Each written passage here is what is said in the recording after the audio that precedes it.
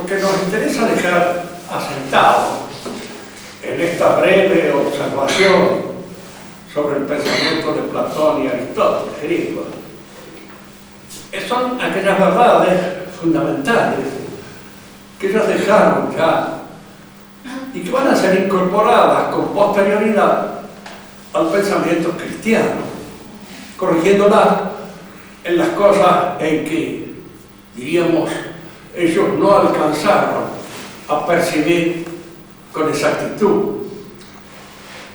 Hay una verdad fundamental, sobre todo en Platón, que es la que sirve a nosotros para pensar de que fue esa época que preparó espiritualmente el advenimiento de Cristo. Las cosas no ocurren porque sí. Hay un plan divino de alguna manera. Y en ese plan divino estaba previsto precisamente esta madurez de los tiempos, así se llamó a la época en que aparece nuestro Señor Jesucristo. La madurez de los tiempos. Y en esa madurez de los tiempos estaba precisamente los frutos del pensamiento griego.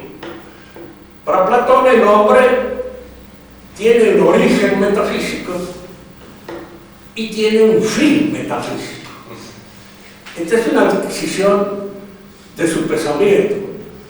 Yo les he dicho, no es algo que surja pura y exclusivamente de la especulación reflexiva de Platón. Es algo que Platón recoge también de la prototradición, o de la tradición tal como los griegos la habían logrado conservar, con todos los elementos impuros que se habrían penetrado en ella, pero que existía esa saber, ese concepto de que el hombre era un ser que tenía origen divino, que tenía un origen divino, y que lógicamente aquel que tiene un origen divino es porque está hecho para retornar a su origen, volver a él. Y ese es el sentido cabal que lo explica. Platón muere a los 83 años, todavía escribía. Para aquella época es un récord. Aunque no tanto en Grecia, fue posteriormente en la Edad Media donde uno rara vez se encuentra con un personaje del Senado. Mueren todos mucho más jóvenes, ya un hombre a los 50, 60 años, un viejo. Cosa que, claro, en la actualidad no es así, no lo es. Yo me acuerdo haber leído unas poesías de François Villon, y François Villon, cuando tenía 30 años, ya se sentía completamente gastado, terminado, acabado. Uno había llevado una vida bastante traqueteada, ladrón, pícaro, había andado por tanto varias veces preso, y en la cárcel los cascaban, de manera tal de que había recibido algunas palizas así extras que habrán acabado un poco con su salud mucho antes de lo que era previsible según sus posibilidades físicas. Volviendo a Platón, él muere a los 83 años y Platón fundó en Atenas lo que podríamos llamar una suerte de universidad, si este término se hubiera dado en aquella época, no se dio, pues la universidad es una fundación medieval, pero él fundó la academia, y la academia era un lugar donde concurrían muchísimos jóvenes de las distintas partes de la Hélade, de Italia incluso, como Dion o Dionisio, del pueblo vecino, del pueblo, sí, era donde ellos venían y concurrían a la academia platónica, donde parece ser que sí, estaban a veces largo rato. Aristóteles se pasó 40 años en la academia de Platón, porque según las referencias históricas que tenemos, entró cuando tenía 13 años según uno, 17 según otro. Supongamos que tuviera 17 y estuvo allí hasta que tuvo 40 años de edad. Cuando él tiene 40 años de edad es la época en que Platón muere a los 83, de manera que les llevaba más o menos 43 años de edad, Platón a Aristóteles. Y él entra como discípulo, es decir, él tiene el carácter de, hoy podríamos decir, muy raro, es porque las situaciones nuestras no son exactamente las mismas. Se trata para aprender.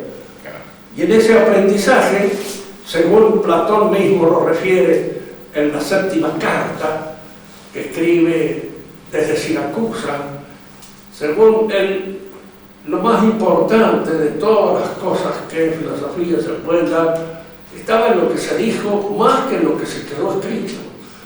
Tanto que él considera los escritos de él que tienen una importancia extraordinaria para nosotros, pero él los considera inferiores a aquello que se había hablado. De manera que cuando uno estudia a Aristóteles, hay que hacerse un poco de cargo de que muchas cosas que en Aristóteles se completa y se perfecciona Platón pueden haber sido dichas en la academia, pueden haber sido cosas que se discutieron allí, en el complejo de esta reunión de hombres de ingenio, en los cuales había algunos de mente bastante poderosa, como vaya a ser el mismo Platón y el mismo Aristóteles. Aristóteles no era ateniense. Esto va a crear una serie de situaciones un poco extrañas en la vida de él, porque al no ser ateniense, él no tenía el derecho a la ciudadanía ateniense. Platón sí. Platón había nacido en una isla que está frente a Atenas, que se llama Egina, y más o menos calculo yo que debe de haber nacido en el 427 a.C., porque él, cuando muere Sócrates, dice tener 27 años de edad, y Sócrates muere en el 399 a.C., de manera que puede haber nacido en el 426, 427. Esa es la época de su nacimiento. Pero él vivió toda su vida en Atenas y era un ciudadano de pleno derecho en Atenas. De manera que incluso muchas de las reflexiones políticas que él hace en Atenas están inspiradas por las situaciones reales en las que le tocó vivir. Aristóteles era del norte de la Hélade, de Macedonia, un lugar que se llama Estagira. Por eso ustedes a veces al leer unas obras de él se habla del estagirista, que él era nacido en Estagira. Entró a la Academia Platónica, era hijo del médico. El padre de él, creo que se llamaba Nicodemo, como se llamó un hijo de él, Nicómaco, perdón, no me he confundido con el delante, con Nicodemo, el amigo de Cristo. Nicómaco. La ética Nicómaco está dirigida al hijo de él, que también se llamó Nicómaco, igual que el padre, pero está también en recuerdo del padre. Y muchas de las cosas que lo formaron y lo hicieron espiritualmente, intelectualmente, están sugeridas por su profesión médica. Es decir, así como el Platón, la ciencia rectrix, la que le sirve a él de modelo para aplicar a sus conocimientos dialécticos, es la matemática, en Aristóteles es la biología. El libro más, no digo más, pero uno de los más importantes de él, que nosotros conocemos, es el Periciché, que quiere decir acerca del alma, es la traducción que han hecho en latín y la traducción que se conoce más entre nosotros.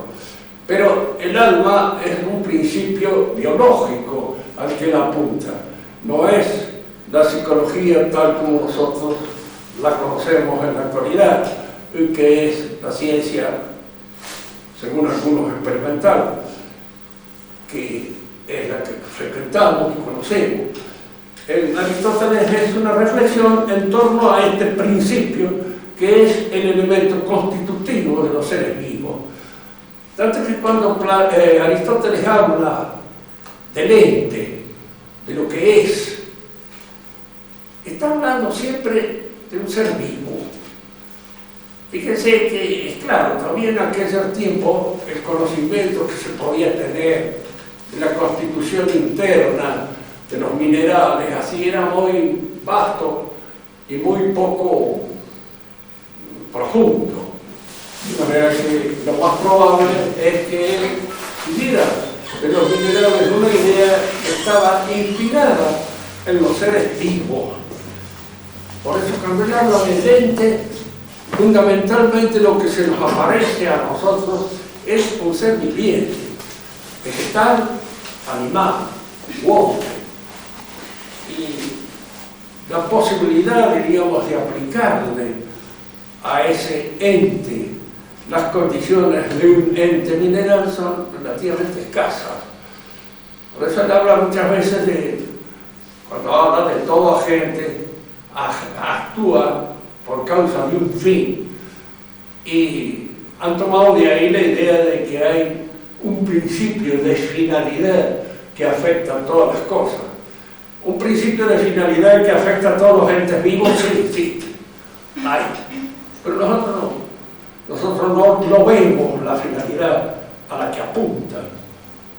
No sabemos bien a qué percibe. Él las veía un poco, diríamos así, obsesionado por esa idea principal que era la que lo sostenía, la de que el ente era fundamentalmente un ser vivo. Aristóteles está en la Academia de Platón, allí se hizo. Cuando Platón muere, hereda la Academia un pariente de Platón que no se llevaba muy bien con Aristóteles. Ya ven que estas viejas cosas no son solamente nuestras, no llevarse bien a veces entre gente que debía llevarse bien, porque así te cuentas, enemigos uno siempre tiene de sobra, y hacerse algunos otros en función de un tiquismiquis cualquiera resulta ser siempre un pobre recurso, infeliz. Pero se separaron y él anduvo unos años suelto en distintas partes de la Hélade, adquiriendo una gran experiencia que indudablemente volcó con posterioridad en su trabajo. Nosotros vamos a tomar lo esencial del trabajo de él y en cierto modo lo vamos a completar con muchas cosas que se han descubierto con posterioridad, pero nosotros más que Aristóteles histórico, lo que nos interesa es el aristotelismo. Digo esto porque, claro, detenernos a considerar ciertos detalles de carácter puro y exclusivamente erudito nos resulta, ¿para qué? No es eso el objetivo nuestro. Si Aristóteles tuvo una idea de Dios tal como nosotros la concebimos, es muy poco probable, pero indudablemente se aproximó todo lo que podía, y dentro de esta aproximación es lo que nos interesa a nosotros descubrir. Aristóteles se distinguió pronto de Platón, pero al mismo tiempo completa el platonismo. Él no se separa de Platón totalmente. Esa separación, diríamos así, es de detalles, es en la apreciación del ente. Y Aristóteles es lo que trata, en primer lugar, en su metafísica, es de distinguir al ente. Alguien más erudito que yo diría que en realidad los primeros trabajos de Aristóteles son sobre la lógica y es sobre el órgano ponderado, es cierto, eso es indiscutible. Pero lo más importante, lo primordial de él es su metafísica, es decir, lo que podríamos llamar ahora con más precisión su ontología, porque la palabra metafísica surgió con posterioridad a Aristóteles y surgió de una situación un poco casual de los libros en los cuales él se ocupa de esta ontología, que estaban en una situación bibliotecaria posterior a la física. Entonces se llamó el libro Ta Biblia Ta Metafísica, es decir, que estaban más allá de la física, estaban una designación puramente bibliotécnica, pero que ha servido para dar, diríamos, una designación a esta especulación o a esta reflexión sobre el ente físico que lleva más allá del ente físico, y en la cual Aristóteles sobresale extraordinariamente. Bien. La pregunta platónica, antonomasia, ¿qué es lo que es? En griego es una pregunta sobre el ontos on. Una traducción literal no existe, porque ontos es un adverbio que vendría a ser entemente, acá no existe eso. ¿Qué es lo que entemente es ente? La traducción que se da habitualmente y que me parece la más adecuada es ¿qué es lo que realmente es ente? Lo que verdaderamente es ente, el ente. En torno a esto gira precisamente el pensamiento de Aristóteles. Lo hemos dicho muchas veces, pero siempre conviene repetirlo porque es una noción que conviene tener siempre presente. El ente es el participio activo del verbo ser. Como amante es participio activo del verbo amar. Fíjese que nosotros no decimos para designar al que ama un amar, sino un amante, porque ese es el participio activo, el que realiza la acción del verbo. En el caso del verbo ser, en griego einer, el participio activo es on, con un espíritu, ¿sabes? Creo que se pronuncia on. No estoy muy seguro porque mis conocimientos griegos son bastante pobres. Y depende de algún modo de algunas lecciones que recibí en la universidad, que no eran gran cosa precisamente. Y mi atención puesta tampoco fue muy sobresaliente, que digamos, de manera tal de que me quedo con esas nociones más o menos aproximadas. ¿Qué es lo que verdaderamente es el ente?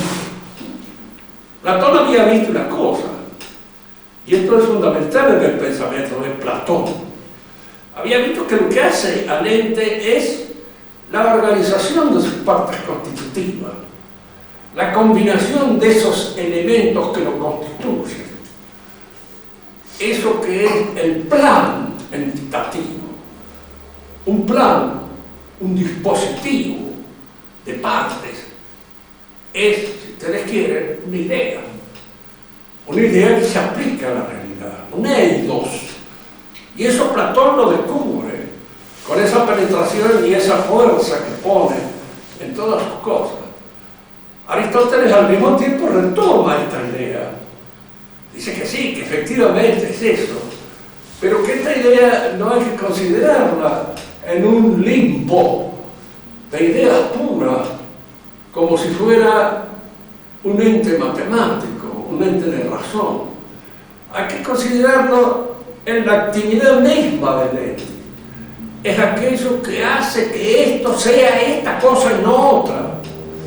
Y aquello que hace que esta cosa sea esta cosa y no otra, eso está en la misma cosa, en la misma realidad, actuando. Diríamos entonces, para completar esta familiaridad del pensamiento de Platón con el de Aristóteles, que para Platón el eidos era algo viviente, que se encontraba actuando en la realidad misma que nosotros observamos. Esto que nos hace ser hombre, esto que nos hace ser humano, esto que nos hace ser lo que cada uno de nosotros somos, es algo que está en nuestra interioridad actuando, obra, actúa, tiene un dinamismo. En la escuela aristotélica esto se va a llamar forma. Forma. No se va a confundir con el lunfardo. No puede comer, seguro el lunfardo, ¿cierto? Se cae forma, porque en el lunfardo hay muchas palabras que tienen una venerable tradición, a veces aristotélica.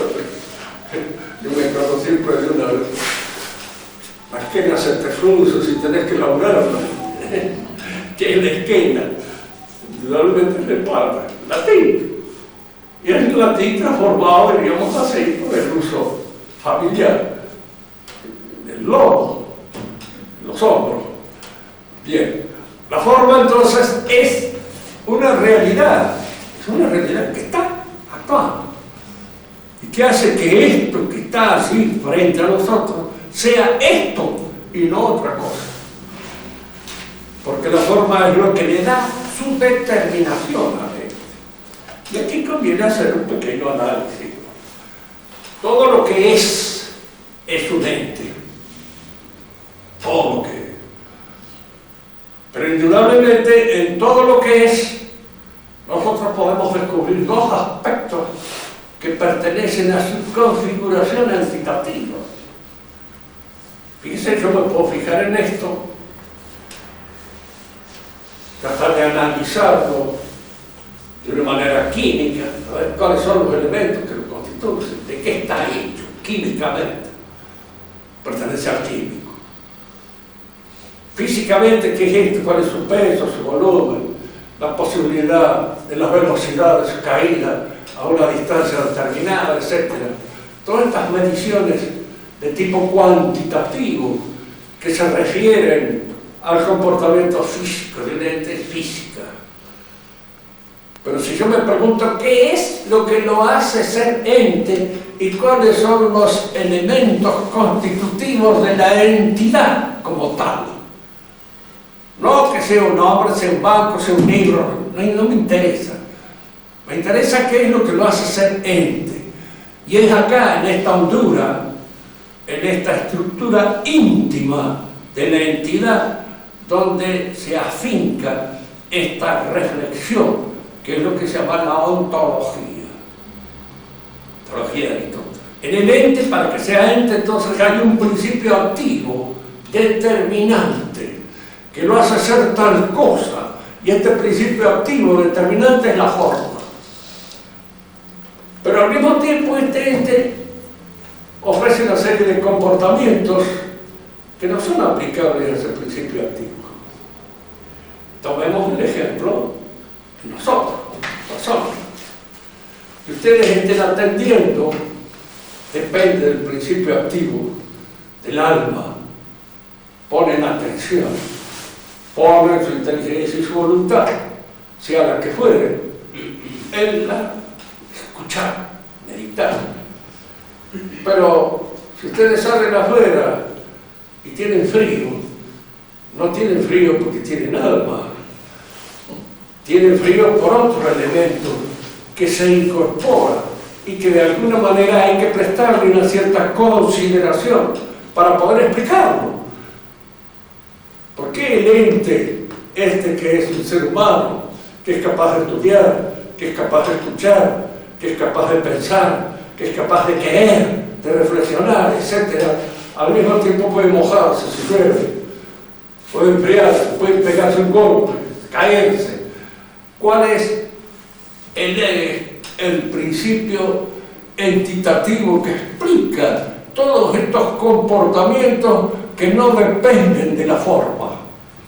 Y aquí es donde aparece en Aristóteles por primera vez en la historia la noción de materia. Fíjense que es una noción mucho más complicada y menos simple de la que a simple vista parece.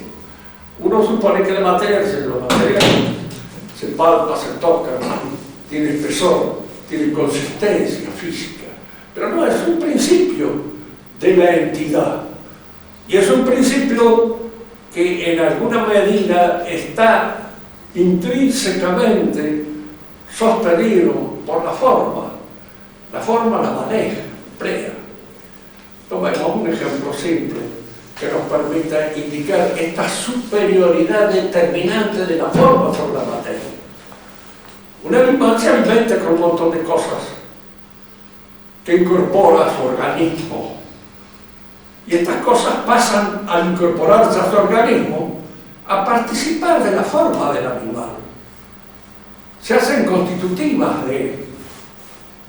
No son estas cosas las que determinan su conducta, sino que es su forma la que en alguna medida determina y organiza estas cosas que incorpora. Que nosotros la nutrición tenga importancia, no cabe ninguna duda. Pero es indudable que las papas, fritas o no, bien hechas o mal hechas, que comemos en nuestro menú diario, se hacen nuestras, lo hacemos nuestras, pasan a ser parte de nuestra personalidad, la adscribimos a nuestro ser físico. ¿Y cuál es el principio que las incorpora, que las organiza y que las hace nuestras? Eso es lo que Aristóteles llama la forma. Y todos esos elementos que se incorporan son organizados, son distribuidos, son de alguna manera, diríamos, manejados por la forma, es la materia. Todo eso es materia. Pero acá hay tres cosas que distinguir de Aristóteles, tres nociones de materia que posteriormente aparecen en los escolásticos más claramente distinguidas que en él, pero que ya da la idea de eso. Los escolásticos distinguían tres materias. Materia es qua, ex qua.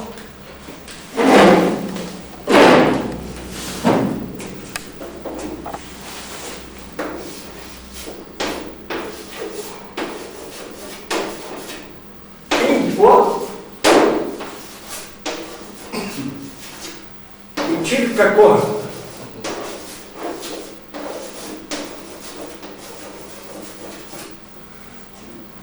La materia es qua, es aquella que junto con la forma constituye el ente, tan el ente. En los griegos no es muy claro la idea de que al hacer ente, el primer motor inmóvil haya creado junto la materia y la forma. Esa idea de creación, es nido, de creación de la nada, es una idea que viene, se incorpora a la filosofía a partir de la revelación bíblica y cristiana. La filosofía no la alcanza. ¿Por qué? No sé, no la alcanzó. Algunos a veces sostienen, porque acá en las discusiones hay muchas cosas que, sí, cuando se lee con minuciosidad los textos y se va buscando en ellos bien, con toda percepción, los distintos tiquismiquis, por ahí se descubre alguna cosita de que a otro le pasa inadvertida. Yo no entro en ese tipo de discusiones porque me superan y no soy capaz de hacerlo. Además, confieso paladinamente, no me interesa tampoco.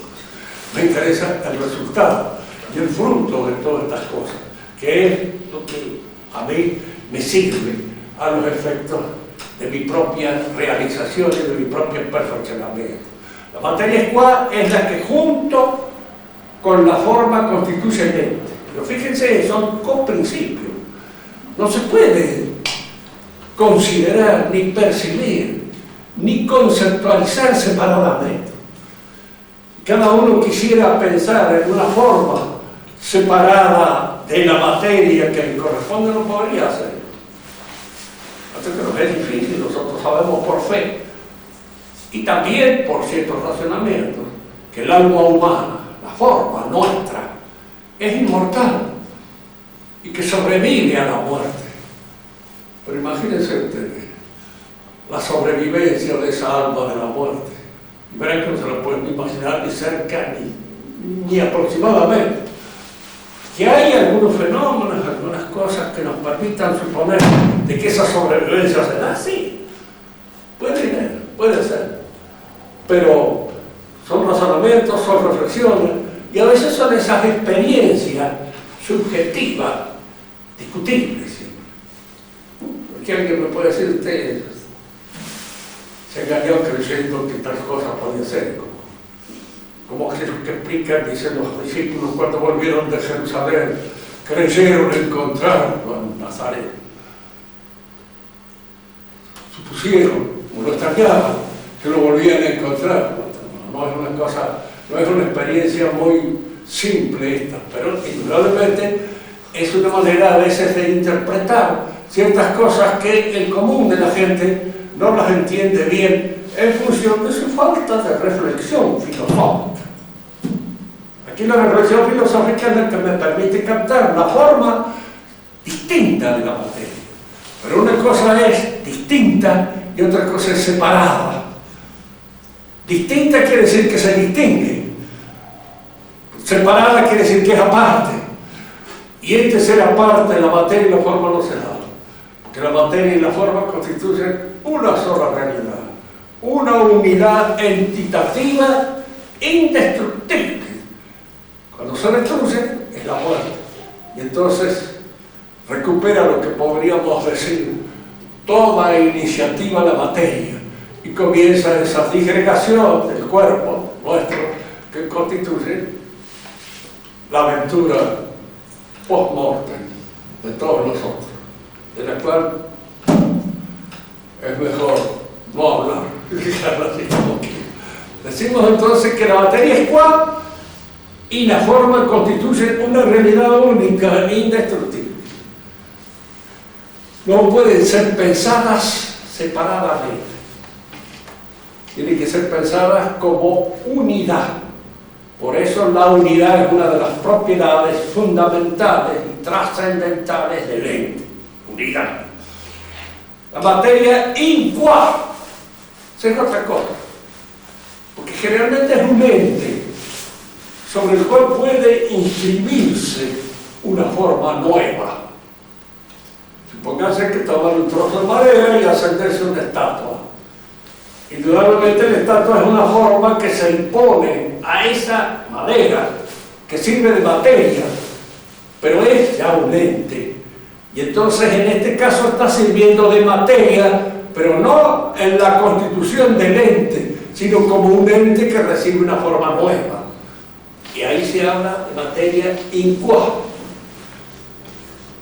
Aparentemente, los ejemplos que hemos tomado pertenecen al mundo de la poiesis. Pero también se da en el orden, por ejemplo, metafísico del conocimiento. Nuestra inteligencia es materia. Digo esto porque a veces uno reprocha al materialismo de que considera materia todo, que incluso la inteligencia, sí, la materia, el sentido clásico es, la inteligencia es materia incuá, la cual recibe una forma determinante, que es la del conocimiento. El que conoce medicina, estudia medicina, y lo que lo informa intelectualmente es la ciencia o los conocimientos propios del médico. Eso es lo que está inscrito en su mente y en su inteligencia, y lo que constituye los hábitos mentales. El término hábito también es usado por Aristóteles, exis. Fíjense que es una cosa no demasiado difícil de entender, ni mucho menos. Uno adquiere hábitos físicos, aprende a bailar, adquiere el hábito de los movimientos propios de la danza. El que aprende a pegar sopapos adquiere el hábito propio de los movimientos que hay que darle a la palanca. ¿Ves? Sí, no es lo mismo pegar uno de esos sopapos que parecen un bochazo. Viene de lejos cómo saber pegarlo bien, porque quien lo pega bien hace una economía del esfuerzo. Y en esta economía del esfuerzo gana tiempo y velocidad, que es lo que le da más contundencia al esfuerzo en un momento determinado. Pero para eso hay que crear el hábito. Bueno, otros hábitos que físicamente es fácil determinar también existen, psíquicamente, intelectualmente y mentalmente. Hay hábitos mentales. Estos hábitos mentales son los que constituyen la ciencia. Subjetivamente considerado la ciencia es un hábito. Porque aquel que se acostumbra a estudiar un determinado objeto adquiere para estudiar ese objeto determinado una cierta capacidad, una idoneidad que no tiene, que no la estudia. El que no la estudia le parece una cosa a veces un poco extraña.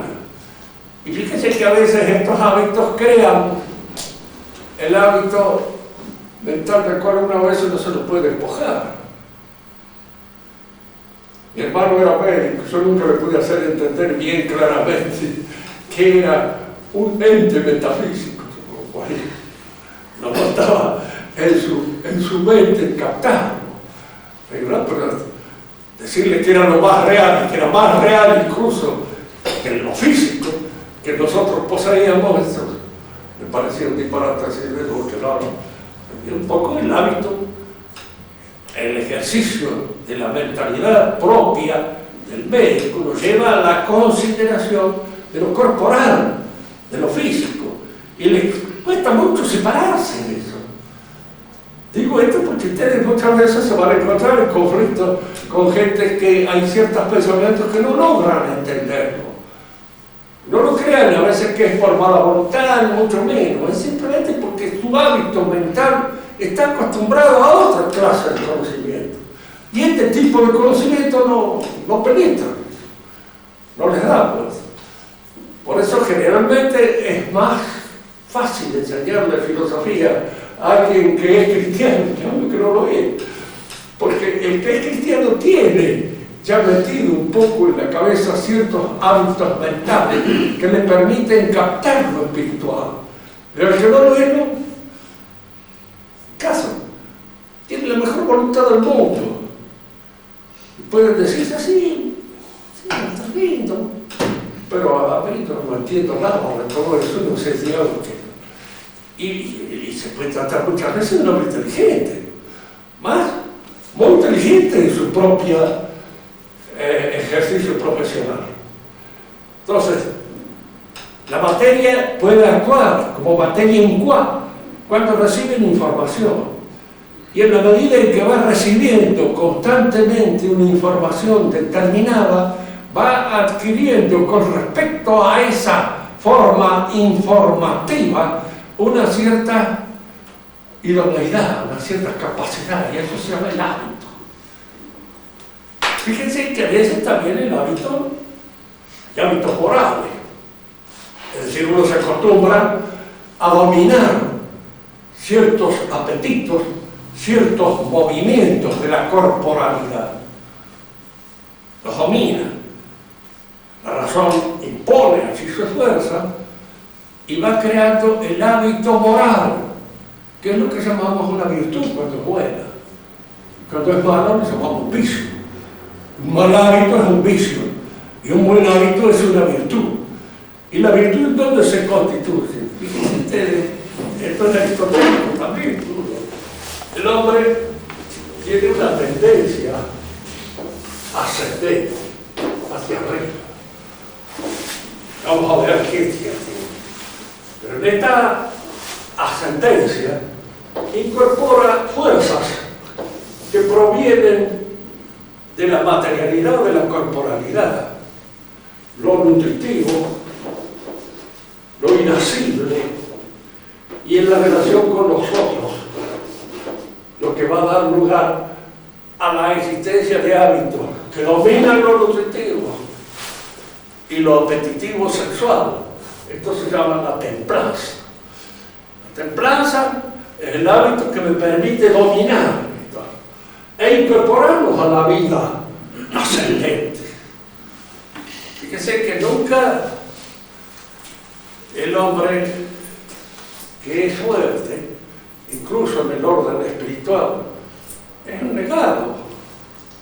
Todos estos apetitos están en él, pero están dominados, integrados a esta fuerza ascendente que se da en él, a través precisamente de la virtud de templanza. Es la virtud la que, en alguna medida, establece el punto en el cual esta apetencia se incorpora a la vida del espíritu. Es la virtud la que lo establece. Y en la irascibilidad lo mismo.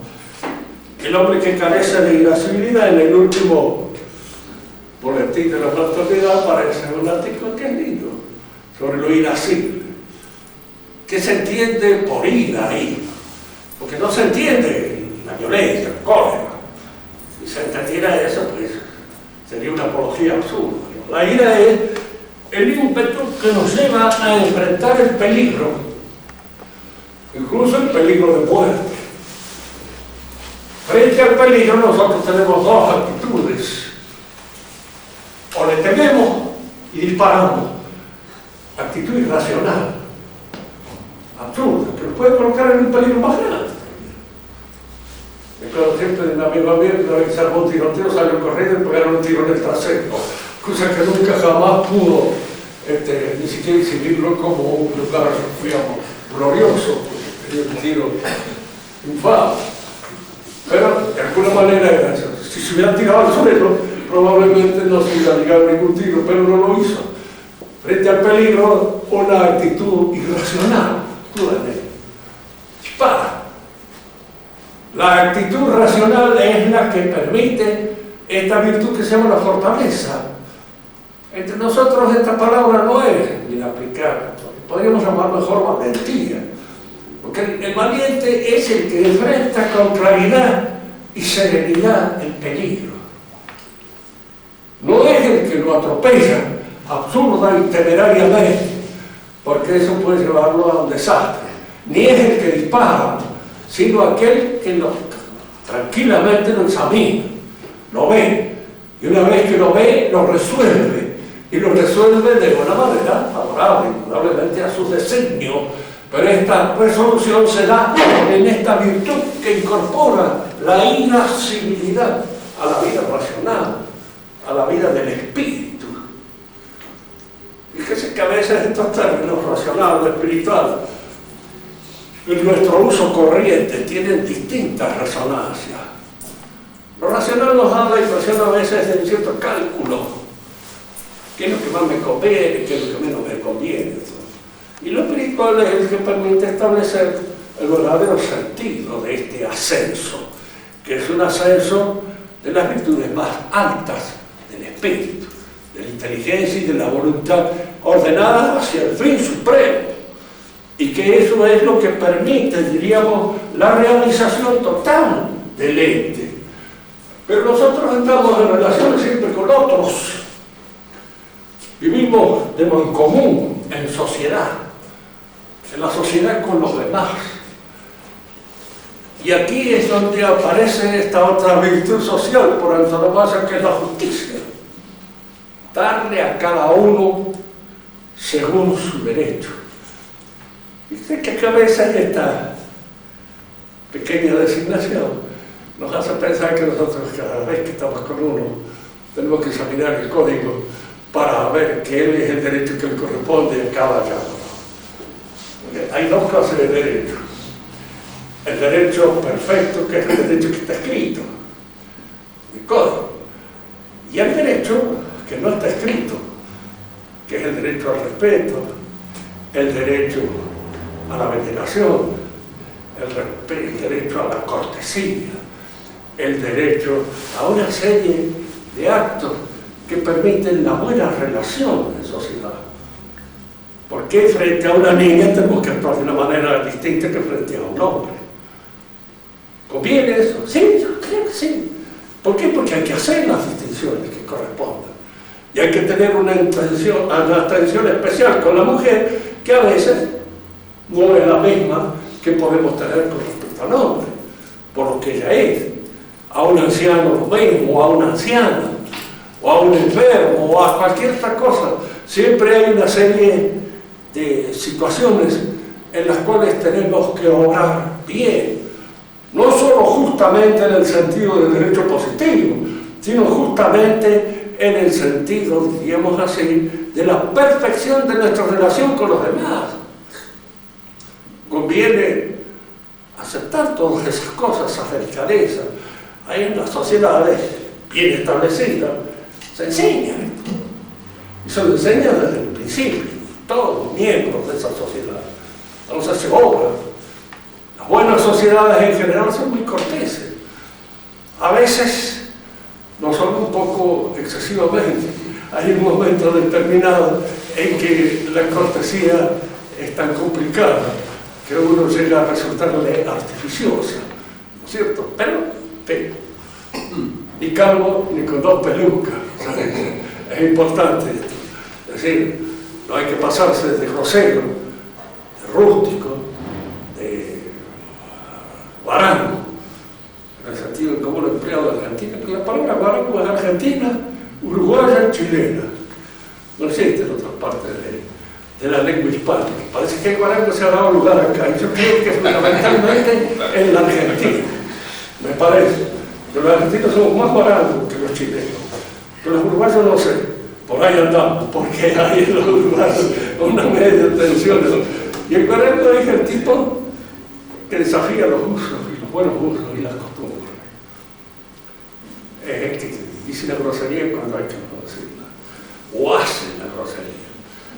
Y los argentinos son guarangos, todos, yo creo que casi todos.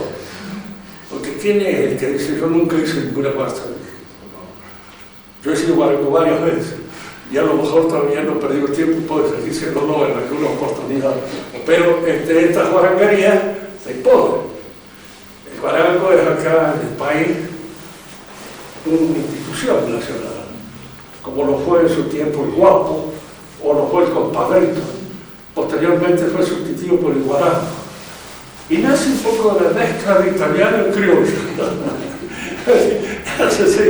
Porque los italianos en sí no son, más bien son exageradamente corteses. Y tienen una cortesía a veces demasiado ampulosa. Pero mezclado con el compadrito, sale guarango. Como decía en un tango, que los tangos a veces tienen una referencia a las situaciones concretas del país que se maravilla, porque a su tata le sacó el pito de un cachetazo que le bajó. Entonces, ese sería un compadrito. Que ya sacarle el pito al pobre italiano, hijo, era ya una barangada completa, pero lo hizo así para que fuera festejada en el grupo. O cuando pasa una chica a tocarla, o decirle un piropo grosero, o alguna cosa de esas. Yo siempre pensaba, digo, la barangaría entró en la política argentina con Perón. Para mí sí, porque cuando uno recuerda, Hipólito Yrigoyen era más bien un compadrito, tenía todas las actitudes, así, solapada, misteriosa, del compadre, el compadrón, que no le gusta, y siempre está cuidando sus cosas, ¿vale? Pero con Perón entra y guará. Yo me emprego en todo lo que pasa, tengo aquí una querida que es una terraza, yo la pongo de primera dama, primera dama, que le gusta bien y de otro se va a sanar. Y el guarango dice todas las palabras que corresponden. Por eso les digo que también no soy guarango, porque los entiendo perfectamente bien y de alguna manera me doy cuenta cuando quieren emplear esa grosería en el decir, mire, yo, y todos ustedes importan un pleno. Bueno, importante. Bien, entonces, estas formas son formas que entran en el actual de las virtudes, formalidades, y el hombre las recibe como una materia igual, que ya está hecho. Y esta nueva información es una forma segunda que completa su perfeccionamiento. Es donde él se completa como persona, como hombre, y se realiza. La justicia es la más social de las virtudes. Nosotros creemos siempre también, un poco guarangamente, de que la única justicia que existe es la distributiva. Es decir, la que hace el Estado con respecto a todos los demás, dándole a cada uno el lugar que le corresponde. Pero está la justicia conmutativa, la que nos hacemos entre nosotros, que es importante. No hay que esperarla de otro, ni hay que esperarla del Estado, la hace uno, y de alguna manera es uno. Es justo usted con sus hijos, es justo con su mujer, es justo con su padre, es justo con las autoridades, es justo. Realiza esa justicia que es a la vez delicadeza en el trato, la realiza de manera efectiva, concreta, o no. Es fundamental porque la justicia conmutativa es más importante que todo lo otro. El Estado a veces, qué sé yo, nosotros en este momento estamos padeciendo un Estado que es ladrón, delincuente, peor sentido, ya. Estoy resumando la herida, no mía, sino de alguien que habrá recibido haciendo de esas injusticias, pero palpables, absolutas, totales. Muchachos que tenemos como nosotros, y se va a jubilar. Me pregunta si tiene hijos varones. Si tiene hijos varones no se puede jubilar. Y todo entonces lo que puso, todo eso se lo sacan, pensando que los hijos varones pueden mantenerla. Es absurdo. Bueno, como no tiene hijos varones, pasó, entonces llegó otro aspecto, para no darle. Y para no darle, ¿por qué? Porque no tienen plata, se la roban toda. Y de alguna manera el caballero de tal modo que no se puede ya jubilar más. En razón de que esta gente le hacen todas las oposiciones posibles para evitar de que te saque esos pesos que ha puesto, que en realidad son parte suya, la roban tranquilamente. Bueno, dejémosla. Todas estas virtudes entran entonces dentro de lo que en la praxis se llama la prudencia. Es decir, para que el hombre tenga un juicio prudente frente a lo que debe obrar, este juicio prudente tiene que estar integrado por la templanza, la fortaleza y la justicia. En cuanto falla una de esas virtudes, la prudencia falla. Ya no hay prudencia. Porque a veces a uno le sucede como le sucede en el orden físico. A mí me fallan un poco las piernas, pero todavía los brazos los tengo más o menos fuertes, entonces me apoyo más en los brazos que en la pierna para levantarme o para poder hacer un movimiento determinado, y a veces uno en las virtudes le falla una. Tiene alguna que es medio enclenque, no la tiene bien afirmada, sea la templanza, sea la fortaleza, pero si tiene el sentido de la justicia, suele a veces completarla. Y hay cosas que no las hago porque no son justas y no sería justo hacerlas. El sentido de la justicia a veces es grande, penetra. Las virtudes son como los órganos, funcionan bien cuando están calladitos. En cuanto empiezan a manifestarse porque andan mal. Y si alguna vez uno empieza a quejarse de una parte de su organismo es porque eso le está fallando, el hígado, cualquier cosa. Y en el orden, diríamos así, moral sucede lo mismo. Hay unas ciertas virtudes que no las tengo bien, pero hay otras que me permiten completarlas y de alguna manera, diríamos, solucionar un poco el problema de mi conducta, apoyándome más en esta virtud que tengo y que poseo. Y cuando la poseo es porque no declamo, es silencioso, es callado. El que es honrado no está tentado por la plata. El que es templado no está tentado, pero el que no lo es mucho sí está tentado. Y entonces la tentación viene como una falta, como una ausencia, diríamos así, de este vigor que debe tener la virtud. Estamos hablando de Aristóteles. De leer la prudencia, vamos a terminar con esto por ahora y esperar para la clase que viene. La prudencia es la virtud práctica por antonomasia. Se habla de prudencia personal. En el lenguaje latino se dice prudencia monástica, que es de uno solo. Se habla de prudencia económica, que vendría a ser la prudencia familiar. Y se habla de prudencia política, que es la prudencia que debe tener no solamente el político, sino también el ciudadano común, en su comportamiento político, en su comportamiento con los demás. Y estas son las partes integrantes de la prudencia. La próxima vamos a seguir hablando de todas estas formas y cómo Aristóteles va llevando, diríamos, a la perfección su reflexión en torno a lo que somos y a lo que es el trabajo de nuestra propia formalidad. Ahora le voy a regalar esto al padre.